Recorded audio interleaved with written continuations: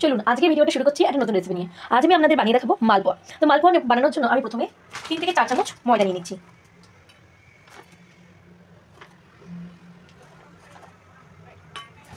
আমি 4 চামচ ময়দা নিয়ে নিচ্ছি। এখানে এবার আমি সুজি দেবো এর মধ্যে। আমি 4 চামচ ময়দা নিয়েছি, তাই আমি এখানে 2 চামচ মতো সুজি দিয়ে দিলাম। এবার দিয়ে দেবো 2 চামচ মতো চিনি,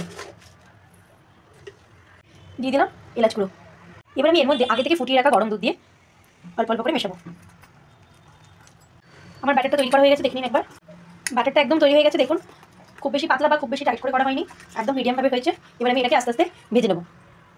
এবার আমি মালপোগুলো ভেজে নেবো। তার জন্য আমি একটা ননস্টিক প্যানে তেল গরম করতে দিয়েছি। তেলটা গরম হয়ে গেলে আমি আস্তে আস্তে মালপোগুলো সব ভেজে নেবো। মালপোর ব্যাটারটা একদম তৈরি। এবার আমি ওপর থেকে একটুখানি মৌরি দিয়ে দিলাম। তেলটা একদম গরম হয়ে গেছে। এবার আমি একটা কাপে করে অল্প অল্প করে ব্যাটারটা দিয়ে আমি মালপোটা বানাবো। দেখুন আমি কীভাবে বানাচ্ছি। এবার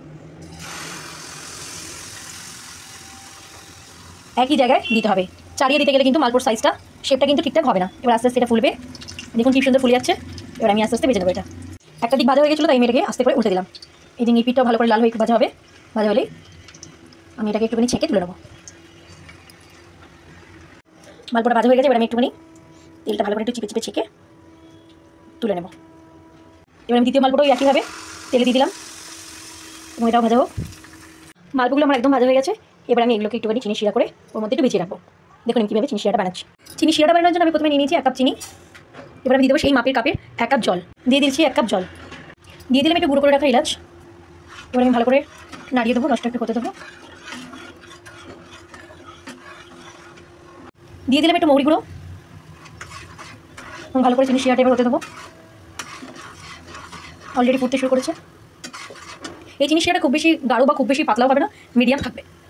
দিয়ে দিলাম 1/2 চামচ ঘি।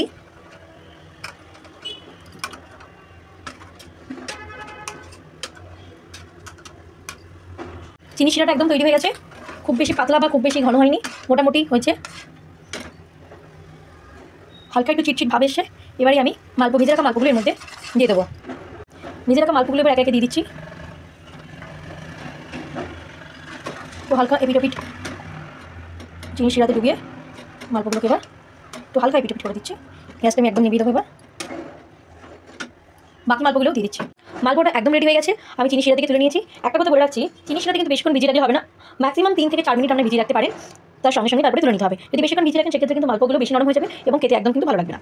এটা একদম রেডি হয়ে গেছে। আমি ওপর থেকে একটুখানি আমন্ড কুচি দিয়ে একটুখানি সাজিয়ে নিয়েছি। এবার আমি এটা ফ্রিজে আধ ঘন্টার জন্য একটু রেস্ট করতে দেবো। ফ্রিজে একটু রাখার পরে এটা আরও সুন্দর মুচমুচে আরও সুন্দর খেতে লাগবে, খুবই সুন্দর খেতে লাগবে এটা।